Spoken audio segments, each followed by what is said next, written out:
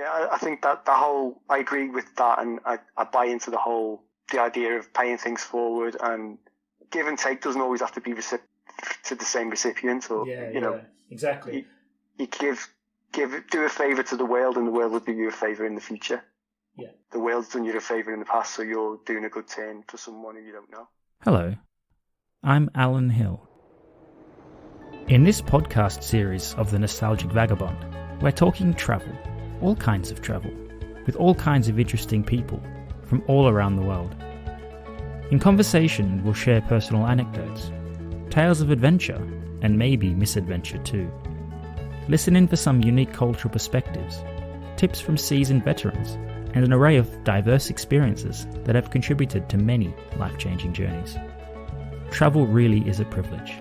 We know that now. And if we can't do it right this very moment, let's talk about it then. Hey, where are you right now? On this episode of the Nostalgic Vagabond podcast, I talk with Kevin Russell. Kevin is born and raised here in the UK. He's a proud Scouser, talented musician, small business owner, and Kevin is a real people person, which is probably why he has enjoyed being involved with the Couchsurfing community over the years. In conversation over the phone, proper old school, we reflect on Couchsurfing at home and abroad. According to Wikipedia, Couchsurfing is a global hospitality exchange service, accessible via a website and an app. But what is Couchsurfing really all about? Kevin explains how he first came across Couchsurfing, a social media platform that is actually social. Couchsurfing in its origins is that it's a tool to build relationships in person, not through devices. This idea resonates, and we talk about what we believe a healthy CS ideology should be. We talk about how Kevin created a Couchsurfing community in his hometown, and some of the initial challenges, but also rewards which came with perseverance. Couchsurfing communities are everywhere. Kevin and I discuss some of the interesting Couchsurfing experiences we've had in the past, as well as ponder what the shape of the community may morph into in a post-COVID world. Anyways, let's get to the conversation.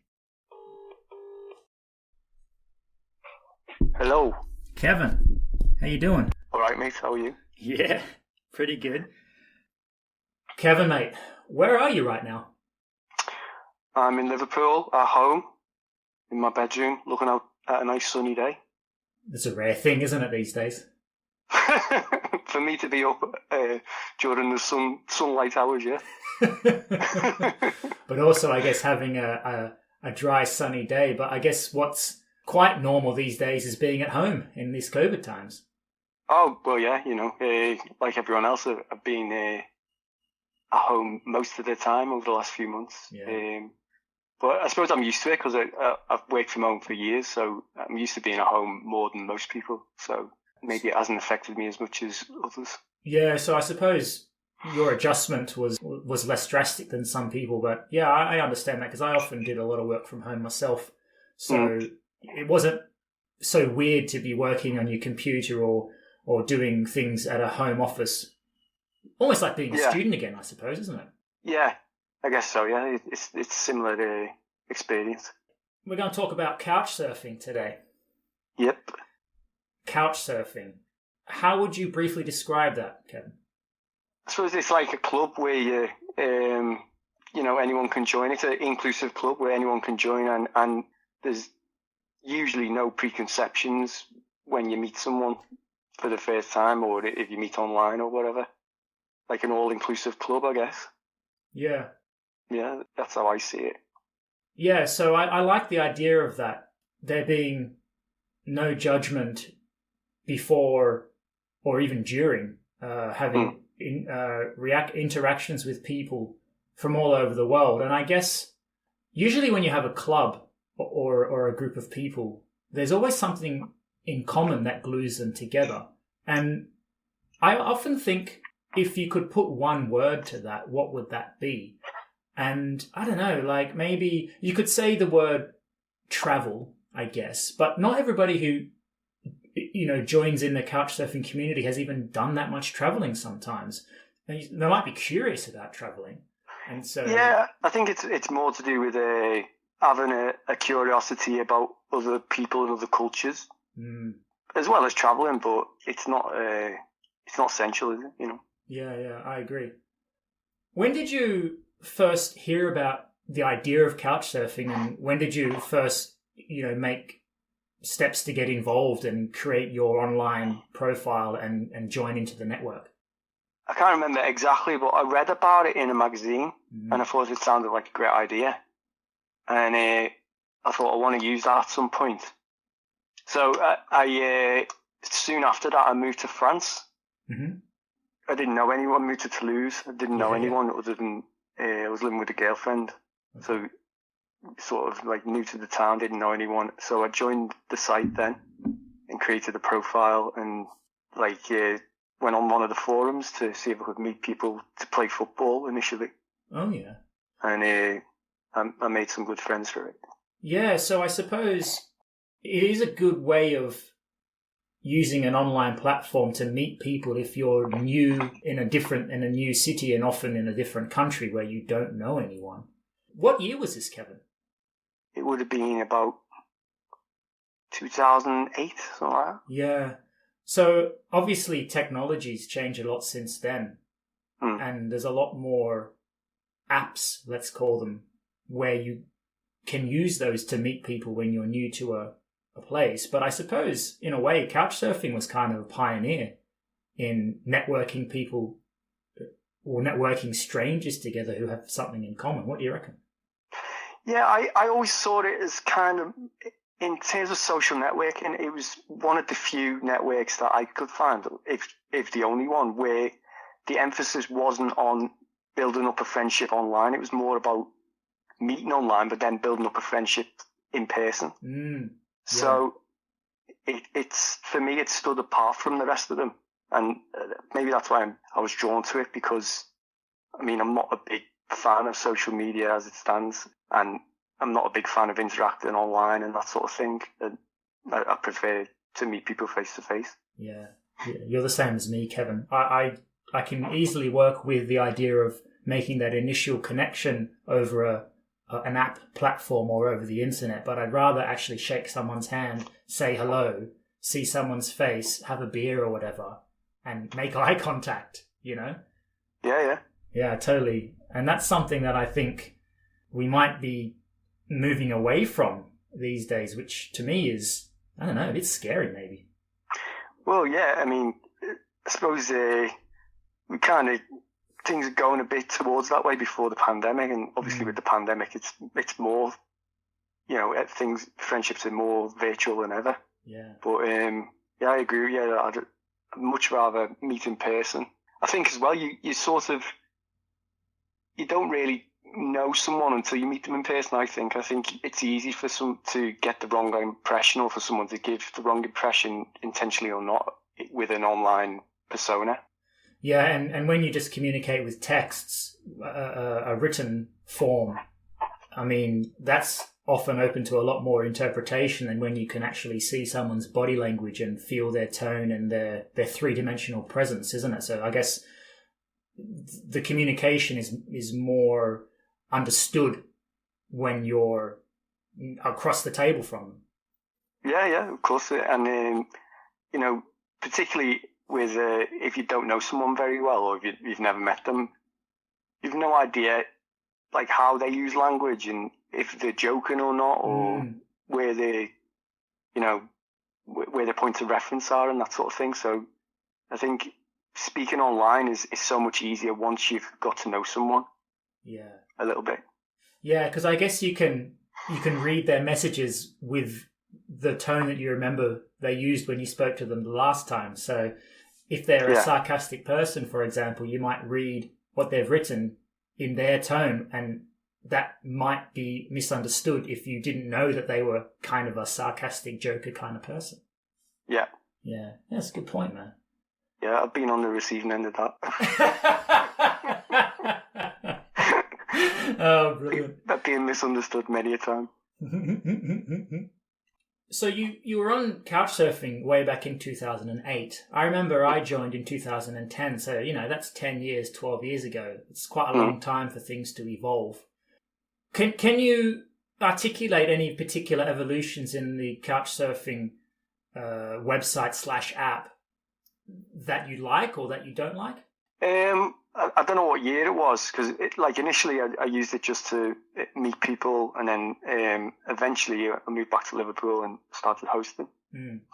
And initially when I hosted, well, I mean, it's always been great hosting, but when the website changed from a non-profit website to a company, they started to try and get more customers to Couchsurfing did. So they sort of advertised the website as a like Airbnb for free kind of thing. Yeah. And they took less emphasis off the social aspect.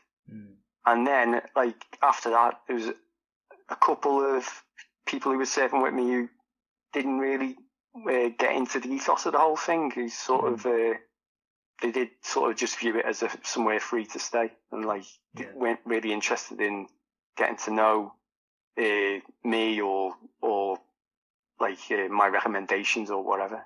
They sort of just wanted to be left to do their own thing and then come back home and go to sleep. Yeah. I thought maybe we should just quickly give a general idea of what Couchsurfing, the ideology is, I suppose. I mean, it's been around for, I don't know, maybe even 2 decades now. I'm not sure, but it originated in the USA, I think. But what you're saying, Kevin, is what I like and believe about it as well, that it's about an ethos and it's about a community centered around travel, where there are, I guess, 2 camps. You've got hosts who live in a place and have a couch or equivalent in their home or in their share home or whatever way they live. They have a space for a traveler to come and spend the night or a few nights. And the idea is that this is a free thing. There's no money involved. It's about someone being a host, someone being a traveler, a visitor, and having an exchange of culture, an exchange of communication, an exchange of experiences. And I guess in an ideal world where you and I probably have similar opinions about this, is when you're a host, you want to welcome a stranger, initially, into your home and into your city, and you want to share something with them because you want to talk about your city and they hopefully want to learn about your city, and vice versa. If you're a traveler and you're going around the world, or you're doing a trip in Europe, or you're going to Asia or Australia or whatever, and you're on a budget, but also you're a traveler in the sense that you're open to meeting people, you're open to listening and hearing stories and just enjoying the moment, then you want to have an experience, a local experience with a local host that is more or less free, but it's even more than that. It's an exchange and it's an experience. At least that's my understanding of what I think Couchsurfing should be. Do you have anything to add to that? No, that's a pretty good summary. I think to me it's always been more about the exchange and the being inquisitive about other people and other cultures than anything. And it's not just a money saving tool or whatever. Exactly. Yeah, and I imagine you've encountered some people, like you were elaborating on before, who I guess had slightly different views to what they perceived Couchsurfing to be as to what you perceived Couchsurfing to be, where perhaps you would have ideally liked to have more of an exchange with the person who was staying with you, but they perhaps just wanted a free bed. Yeah, definitely. I didn't blame them at all, because obviously at the time I was aware of how the website was being marketed to new customers. So they'd been told it provided a certain service in a certain way. And so they expected it to work in the way that they've been told. Yeah, I agree with what you're saying. I remember even since 2010, which was a few years before they went for profit, it completely changed, and they were, I don't blame them for doing this because, it's just the way the world works, isn't it? That nothing's for free, or it will be for a certain time, and then that will change. I remember, people were being charged like a membership fee sometimes to join, which I didn't particularly like. I got in before that. When it starts to become more of a paid service, I can kind of see how it kind of starts to evolve closer towards an Airbnb style framework than, I guess you could call a more commune or hippie framework where it's completely free and it's all about community and money is not ever involved. It's about the experience. And I remember when the app came on as well, and that kind of accelerated everything into a faster direction of it being really accessible to even more people. You were saying, Kevin, that you initially did some, I guess, couch surfing per se as being a foreigner in France, in Toulouse, and you were being the surfer type person on the scale of host or surfer. But when you returned to Liverpool, you were saying that you then were becoming a host. So you were welcoming guests, travelers, foreigners, whatever you want to call them, into your house. But that's not how I met you. I met you, Kevin, because you created a couchsurfing community here in Liverpool. Could you explain what the idea behind that was and why you were motivated to create a community in your own city, and what kind of community did you create? Well, I didn't create it from scratch. There was a couchsurf meeting that I would go to occasionally. And when a lot of people go in there, it was every 2 weeks, I think. And there's about 6 or 7 people going on and off, that sort of thing, those sort of numbers. And I had no intention of doing anything. I was happy just to go along and see what happened every 2 weeks or every so often. But then the guy who was running it at the time, he has to go away abroad quite a lot. So he asked me to take it over for 2 weeks or something. So I did. But then because I was taking it over, I thought, well, the pub he had it in at the time was too noisy. It was, you couldn't hear what people were saying, and I could see that it was particularly difficult for some of the people in the group if their English wasn't so good. So I thought we need to move to a quieter place. So I had a look around for different sorts of quieter rooms in the centre. One of my favourite pubs, I thought of that, and it's got like a quiet room, and it's got a beer garden, and you can get cheap booze there. So I thought that would be perfect. So then I thought, when we went, for everyone who had been to the previous meetings told me how much better this one was because they could hear each other speak and stuff. Yeah. And they were so enthusiastic about it. I said, okay, we'll have one next week as well. We'll make it every week. And then that was a big success, and more people came. So then I said to the guy, well, do you mind if I take it over? And we'll have it in the same pub every week. So that way people don't have to log on or whatever to see where it is. They can just turn up if as and when they feel like it, whatever week they would like. And I think because of the consistency, because it was consistently in the same place at the same time, it sort of grew. People would go and then they'd meet people who'd have met back a couple of weeks before, and then they'd start to become friends, so they'd want to go more, and then the numbers just grew, and it ended up, being a healthy size of like regular people who would turn up every week or every other week. Yeah, I remember I started going, I think it was 2015. I remember the first time I went, there was probably less than 10 people. But I enjoyed myself, and I enjoyed the pub, and I enjoyed the conversation. And yeah, you definitely could hear each other speaking because there was no music or loud music in the pub. But I went back a few more times, and I remember on some nights there was easily 30 or 40 people there, and then sometimes almost as many as that again, carrying on to another place when that particular pub shut for the night.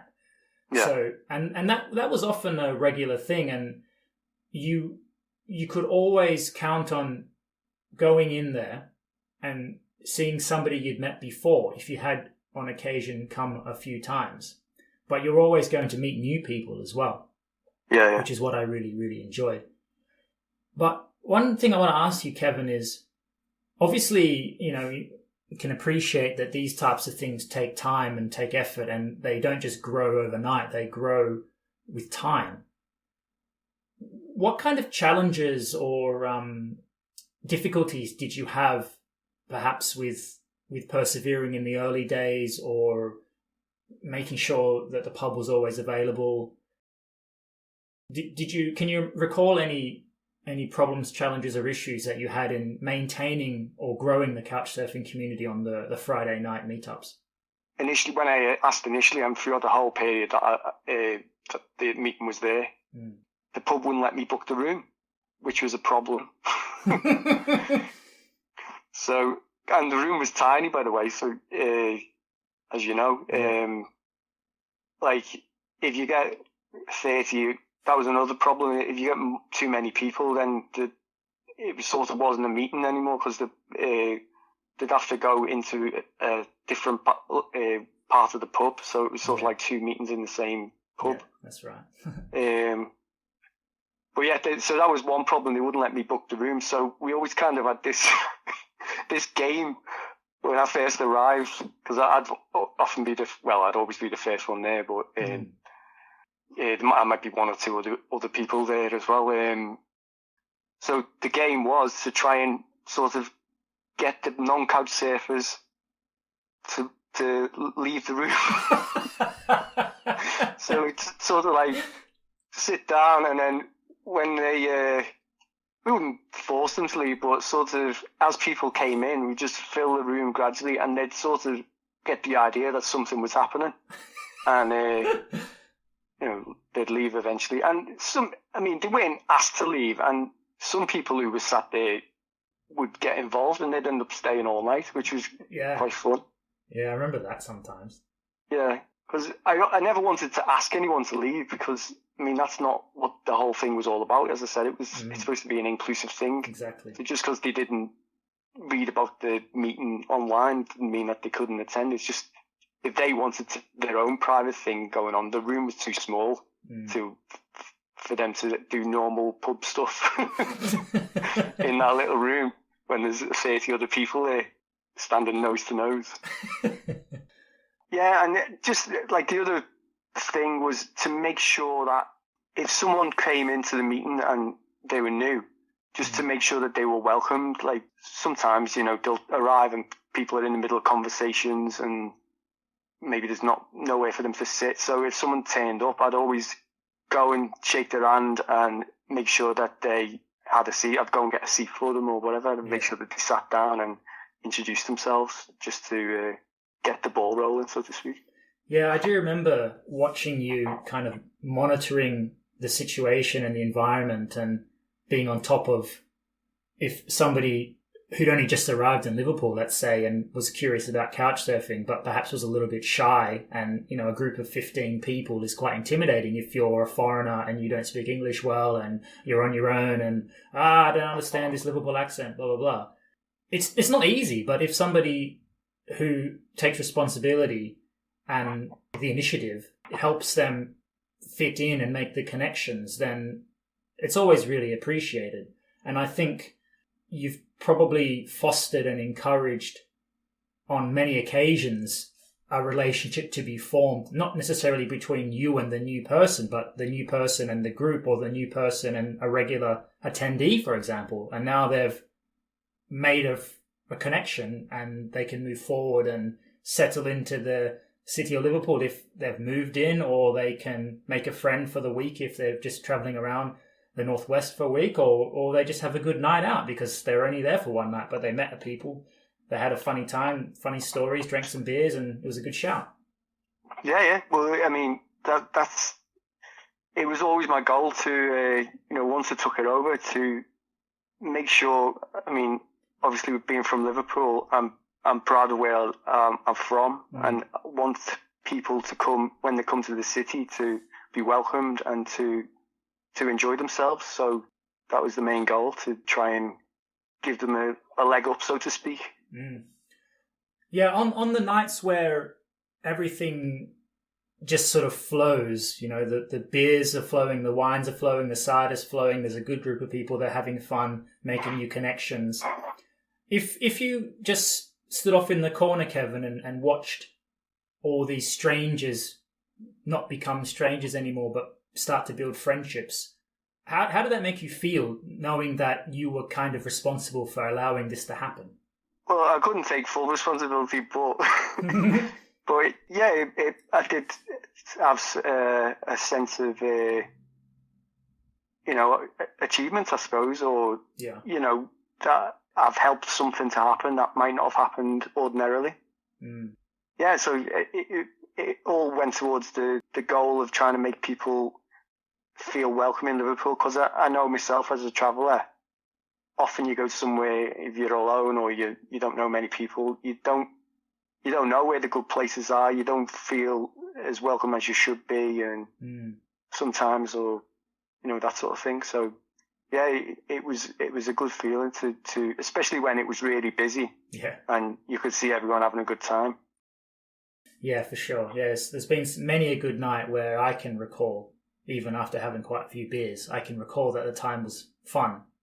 And I still have friendships now that were formed in those environments. And that was where the seed was planted, where the initial connection was made. And yet these friendships still continue on, sometimes in different contexts, or they're across the seas or on the other side of the world. But they were given an opportunity, and then it's on the onus of the people to continue on the friendship. Going somewhere, especially these days in this time, connecting with people is different, and sometimes it's difficult because of the way society's going. And I think that community allowed people to, in a way, be like we've always been, and just get face to face in 3D, meet people, chat, have a drink, enjoy being in a club in the real world. Yeah. I think I like that about the meetings, that it's sort of, there wasn't many people, like often in these sort of groups. I guess nowadays you get people on the phone a lot and that sort of thing, and we didn't really get that. And I think it's because the emphasis was on chatting, speaking and trying to get everyone to introduce themselves and speak to each other and that sort of thing. So it was always that sort of environment, which was great. Do you have any favourite characters from your times that are memorable that you could talk about? Funny people who've come into a meeting and made you laugh, or countless. Anyone's in particular? Oh, I suppose I remember the ones from the early days the most, because it was all new, I suppose. But like Josh from Ghana, right? Josh, he was like a doctor. He was working studying public health. He's just a really great guy. And in the early days, he sort of was one of the first regulars. He came along and sort of, he always brought friends, and he was a friendly guy. He sort of helped knit everything together. And we had Thibaut. Yeah, really, really great guy. Really funny guy and a bit off the wall. But, Joanna. Yeah, this is like the very early days when it was first starting. These people were sort of the first regulars. And this is Joanna from Poland. Yeah. Yeah, so you got Poland, Joanna, you got French Thibaut, and Ghanaian Josh. So you've already got 3 different countries there. That's the beauty of it, isn't it? Yeah. And this was when we first started going out, and then the meetings started getting going really well. So we ended up going out clubbing afterwards and out till all hours and all that, and became good friends. Yeah. Some nights that end up 5 a.m. the next day. Yeah. First bus back into the suburbs. Yeah. The bus of shame. You were in France in the early days exploring the whole couchsurfing community and the whole couchsurfing, I guess, internet society or whatever you want to call it. Mm. And then you set up a community in Liverpool. On your travels, Kevin, have you been to other cities where you've come across a similar type of thing, where there's been an active, healthy, fun, welcoming couchsurfing community in a particular city? Yeah, I think in France, in Toulouse, I found like a meeting there. Mm-hmm. But then after I moved back to England, I sort of, and after I was running the couchsurfing meeting, I wanted to, then if I went to a new city, I was curious about what they had. So I'd try and find a couchsurfing meeting in the new city. So yeah, I went to them in Tokyo, Berlin, Warsaw, mm-hmm. where else? Krakow, London. Yeah. What were your experiences in these different places? Was it kind of similar to what you'd experienced in Toulouse and what you'd set up or fostered, I could say, in Liverpool? Or were they totally different, being in different cultures and with perhaps different types of people who might go? They all seem to be similar, but I think the main difference between each one and between mine was just the setting. Like, basically the way the night goes in that sort of thing, when people don't really know each other, is very dependent upon the type of atmosphere. Right. So you just get some in like big chain pubs, big noisy places, some in like kind of nightclub bars type of thing. Mm-hmm. And it all impact upon how people interacted in the room. True. Yeah, the type of people and personalities, I guess, within the group on that particular night does influence what could happen, the potential, doesn't it?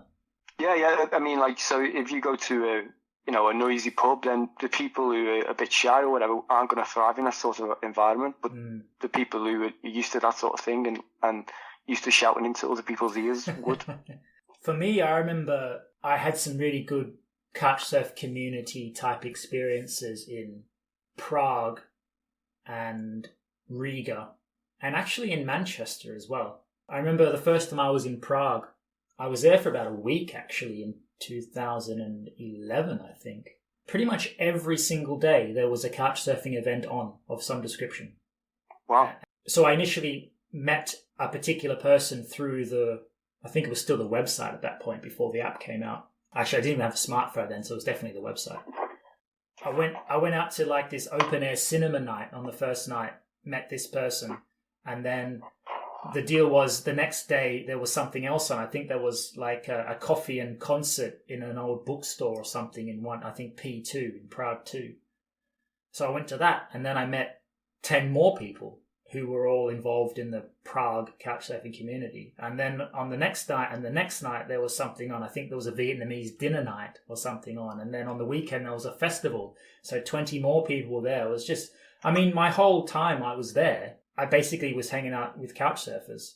It was crazy, but also really fun and a really good memory to have.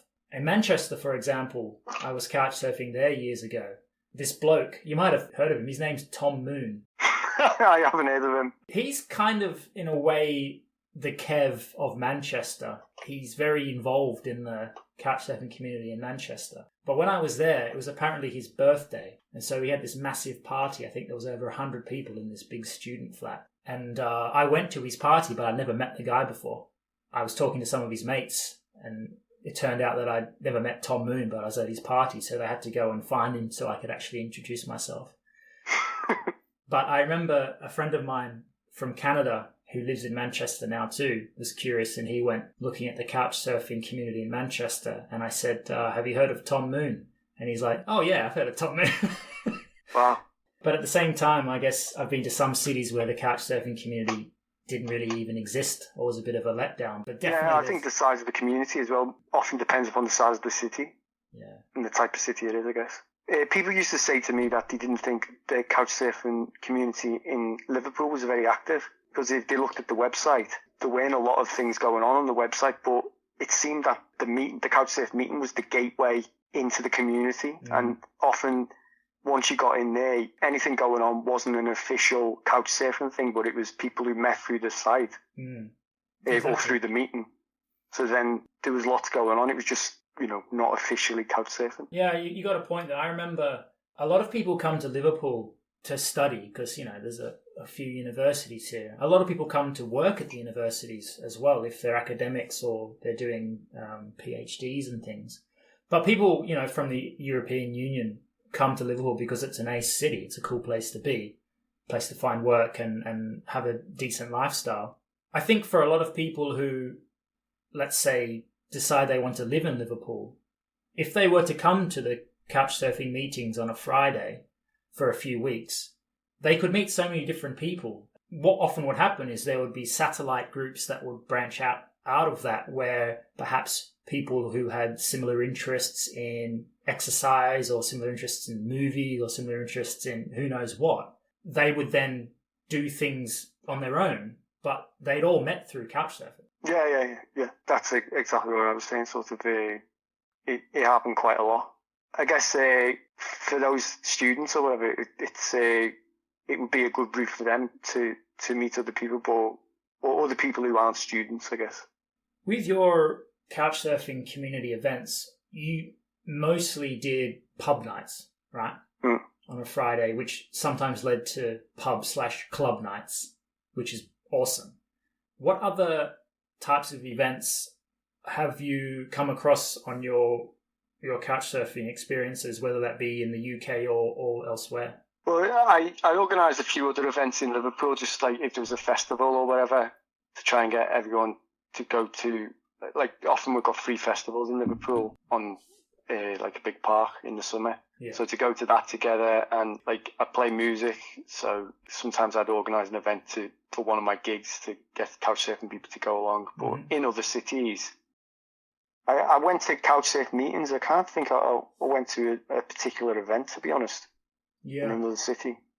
The only thing that I can say that is vastly different from sort of just hanging out in the city centre and having a few beers and chatting and stuff was, I remember when I was in Valencia in Spain, they had this Couchsurfing event where they would take you hiking.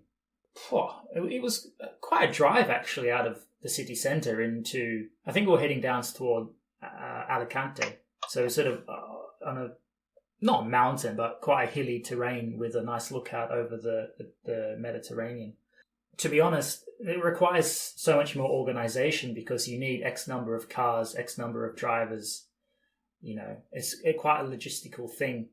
Whereas just meeting in a pub or hanging out in the city centre is so much easier to pull off because you don't have to rely necessarily on drivers and having enough cars and enough seats for people to sit in. So I guess that's why coming across those things is a little bit more rare than your typical drink some beers and have a chat. Yeah, it's just logistically more difficult to organise, I guess. I mean, organising something in the pub's pretty easy. You don't have to have a designated driver, do you? Well, indeed, yeah, that's true. I did go to. I just remembered. I went to in London. There was one of these pub crawls where you go on the tube. Oh yeah, like a Monopoly pub crawl or something. Yeah. So that was like on Couchsurfing, advertising Couchsurfing. So I went on that. I didn't do the whole thing. It's pretty difficult to do the whole thing. Yeah. You made a good effort though, I'm sure. I had to go, yeah. But I didn't go directly to jail. Did you spend $200? I spent, above that. When it comes back to the fundamentals of Couchsurfing, Kev, do you prefer to be the traveller and do the surfing, or do you prefer to be like the guide and host travellers in your place? I've hosted a lot more than I've been a guest. I suppose I think I prefer to be the host, to be honest. Just because, well, I enjoy hosting people, obviously. Yeah. But I don't know. Maybe because I think travelling is, if you're couch surfing, it is a bit stressful because people tend to not reply quickly and It's so even though the actual experience might be good, it goes along with a bit of stress, and particularly if when you're surfing with someone, you've got somewhere to stay. You've got to find somewhere to stay the next night or the night after. So you've got that sort of pressure to go online and send messages, and you're not sure how you're going to get to the next place. It's not for everyone, that's for sure. I always say to people that if you're not outgoing, if you're not open-minded, if you're not willing to maybe rough it or try out new things, then probably go and stay in a hotel or a hostel or something. But if you're up for the adventure, then the possibilities for having an interesting experience are there. Yeah, I mean, if you're fussy about what type of room you're sleeping in or whatever, maybe it's not for you. But if you're flexible, it's great. Like the personal experience you get is far outweighs staying in a hotel for me, because if you've got like someone showing you around, taking you to the good places, plus if you're traveling on your own, you've got company straight away. I mean, that's great for if you're traveling. But I suppose like being a host, I preferred that more just because more relaxed. Yeah, I guess the anxiety and the stress of the possibility of things failing won't happen if you're the host, because you have the responsibility of making it a success and not relying on the other person to hopefully make it a success for the experience. Yeah, I'd be taking them to the places I know that I like. So I know even if they don't like it, I'm going to be going to somewhere I like. Yeah. Yeah. For me, I did a lot of actual couch surfing in the early days because I never had a place to be able to host. It's only since I moved into Liverpool and based myself here that I had the opportunity to do hosting. So I would say, I think I've still done more surfing than I have done hosting, but it's become a lot more balanced over time, the number of times I've done each. I think I'm the same as you, Kevin. I think I like hosting slightly more than the surfing, but I really, really enjoy both.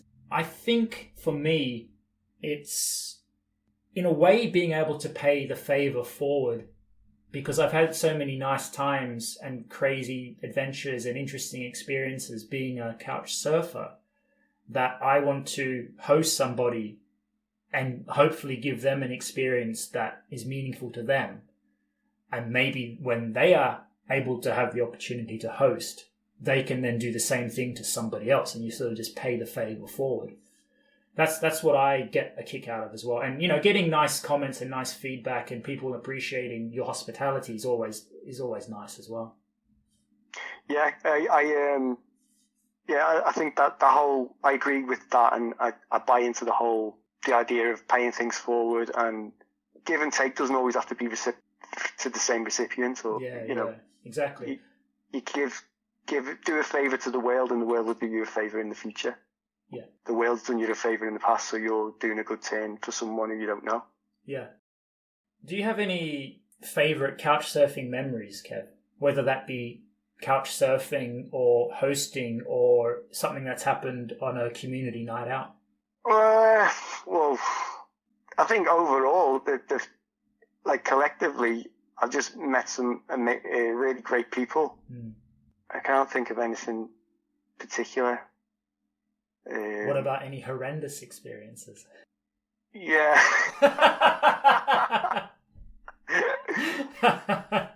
I know for me, when I went to the Netherlands for the first time, this is a weird story, but I was supposed to stay with a friend, even though I didn't know this friend that well, but we had met traveling the year before in the States, and I was going to be in the vicinity, and was, I think, actually on MSN or something, so this is ages ago, was what I was using to communicate.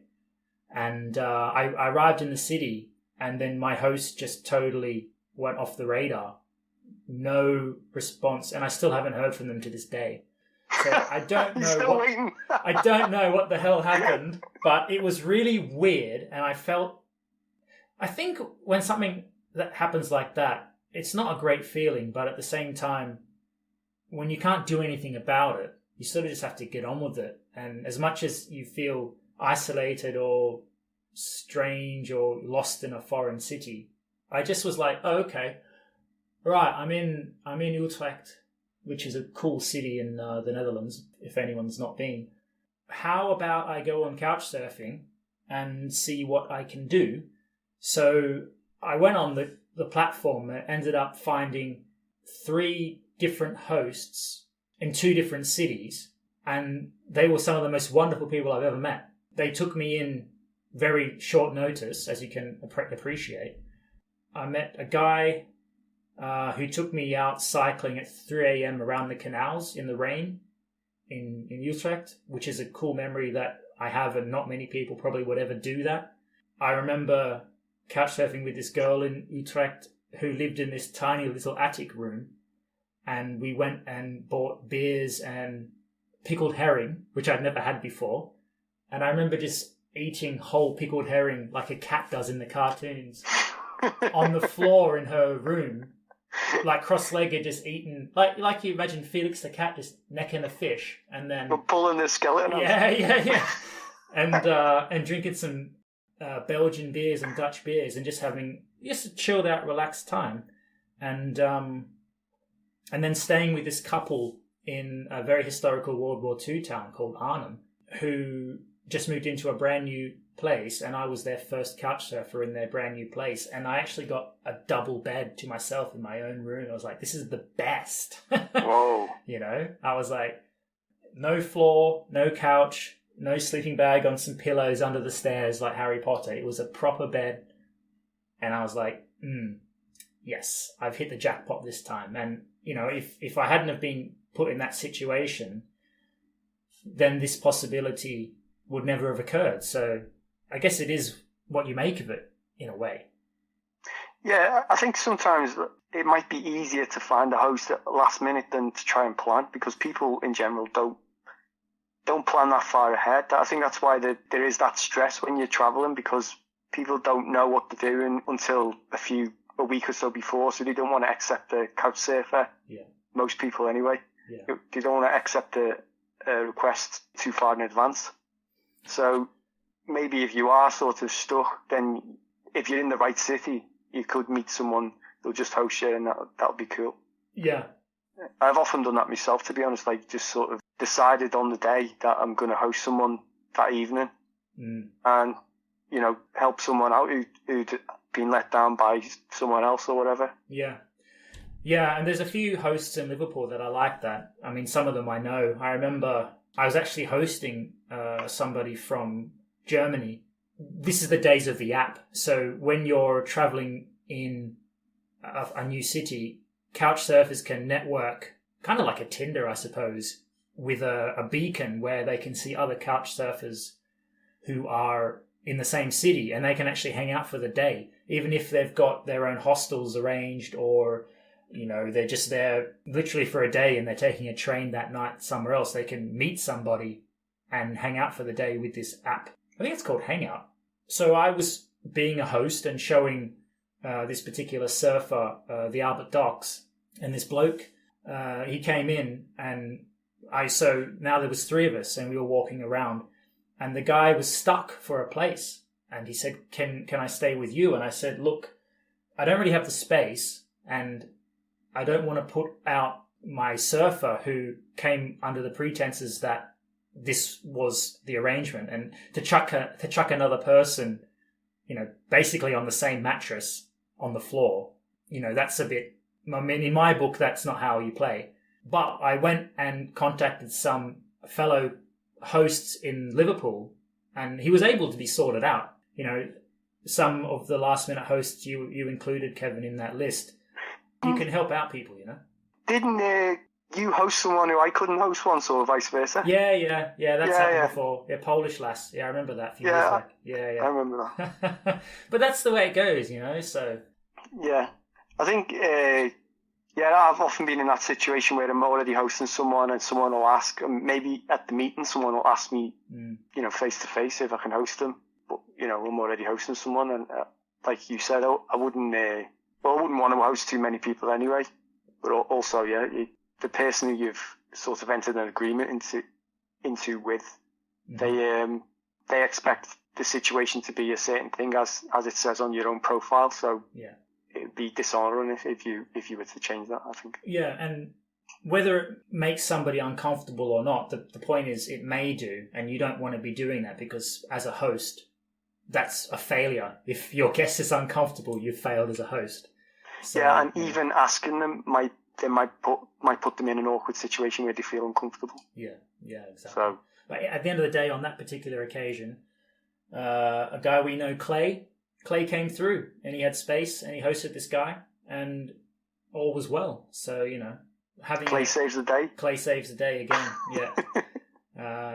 He's hosted many people, and he's a great asset to the community. And I think if there's lots of people in your city who have that mindset, then there's potential for creating a really great and supportive couchsurfing community that is welcoming to all people. Yeah, I mean, I've got maybe 3 or 4 people who host as well, who sort of, if I can't host someone, I'll ask them if they can host them. You know, if I've already arranged to host someone and then my plans change and I can't, and vice versa, they'll ask me, and if I can host someone when their plans change, then I will. And it's good to have that sort of like informal network apart from, so it doesn't have to go through the website, I guess. Yeah, I agree. And I think that's just part of being a community, isn't it? You look out for each other. And I think there needs to be more of that. I really do hope that in a post-COVID world that this kind of thing will be possible again, because I can kind of appreciate potentially how people may not like the idea of it or feel unsafe about the idea of it. But I really hope that doesn't happen. What do you think, Kevin, could happen to couchsurfing in a post-COVID world? I think it entirely depends upon like how any sort of vaccination goes and how prevalent the COVID-19 remains. If it becomes a sort of rare disease, then I think couchsurfing as a thing will come back probably as strong as it was beforehand. But if not, then maybe it'll sort of not be as popular for a couple of years until I don't really know. It's just like everything, no one knows what's going on. Yeah, we just have to wait and see. And I suppose, like all things, evolution takes place, and the events that happen in history shape how things change as the future becomes a reality. And even in our time, 10 years and 12 years, we've lived with the whole couchsurfing as part of our lives, and we have experienced and watched as that has changed and evolved in a certain way at a certain speed. And I guess that will continue to happen. I just hope that it'll still be a great thing that travelers, like-minded travelers, can utilize and appreciate and have great experiences of in the future. I mean, I'll definitely try and continue participating in it in some way. So yeah, hopefully there's more people like me. Yeah, well, I'm one of them. I think I'd like to think that it'll continue regardless. Maybe it'll continue, just people being a bit more cautious about when they welcome someone into the house or something. I don't know. Or maybe if there's rapid testing, people have tests at home and you can test someone and then tell them they can come back when they get a text to say that. Yeah, I mean, it sounds ridiculous now, but that might be what the future is. Maybe. Yeah. Maybe. Crazy times. Have them stood on your doorstep for 30 minutes. Go get a coffee and come back with your test results. Wrap up warm. My favourite 4. Right. Kevin, favourite mode of transportation? Bicycle, push bike. Nice. Favourite backpack? Backpack? A big one with metal bars so it doesn't hurt your back. Favourite travel brand? Travel brand? Couchsurfing. Favourite travel app? Airbnb.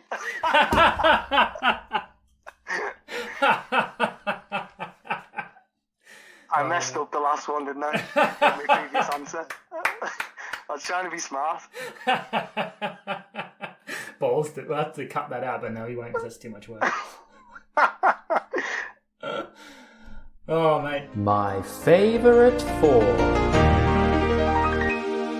Kevin, just a final thing before I let you go. I was just curious, with 2020 happening, COVID happening, and 2020 being a bit of a mess with all kinds of stuff. Have you had much time to be creative and make some music? Yeah. I've made quite a lot of music. Sort of in the middle of recording some new original songs. Nice. Which I'll be getting out there soon. And also I'm recording videos for a lot of... I'm starting a new video channel for myself and other musicians to post like cover songs. Cool. So basically I've already recorded a few of the videos, but I don't want to put them up there until I've got like quite a big sizable chunk of videos. Okay. You're working on a few projects? Yeah, a few projects on the go. So yeah, it's all good. And are you active? I know you don't like social media that much, but are you active on social media, musically or as a brand to promote your music in any way? I've got a few different musical personas that I put online on Facebook and like with their own websites and stuff. One is Peter Smith, which is a stage name I use. So I've got that on Facebook and my own website with links to songs and stuff. I've got Invisible Alliance, which is like an electronic act that I've got. Yeah. And my new video is going to be called Archival Revival. Okay. Well, I'll get some of that information to be put in the show notes so people who are listening to the podcast can click on those links and find out more information about your music as well. Oh, nice one, man. Just wanted to say thanks very much for your time. Thanks for the chat. Thanks for your stories and your perspectives. Very interesting. And hopefully, you're only 2 miles down the road, so hopefully soon we can not have to meet virtually, have phone calls and chat online, but actually go grab a pint and have a normal chat like a normal human being. What do you say? Yeah, it's got to be soon, hopefully. Yeah. Yeah, I look forward to it, mate. Okay, cool. Cool. Thanks for listening to The Nostalgic Vagabond. I hope you enjoyed listening to our conversation, and if you would like to listen to other interesting talks on travel, there are more podcasts available. Check them out wherever you get your podcasts. And for updates, just follow me at The Nostalgic V. Don't forget, your journey is special. Own it. I've been Alan Hill. Until next time.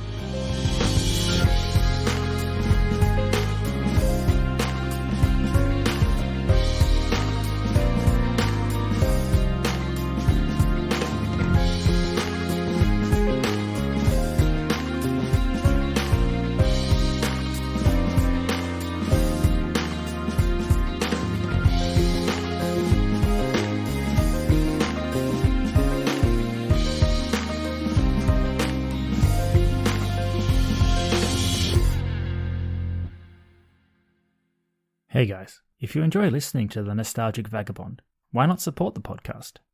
If you haven't already, subscribe and you'll be notified when new eps drop. You can also support the podcast by leaving a rating or a review on your podcast app. Why not share this episode? Tell your friends about it if something resonated with you. Word of mouth is great promotion. If you're into social media, maybe post a screenshot of the episode or upload the link on your profile so your mates can see what interesting content you've been into lately. All your support comes straight back and helps to keep the travel content and nostalgia of this podcast going. Cheers. So don't forget to subscribe.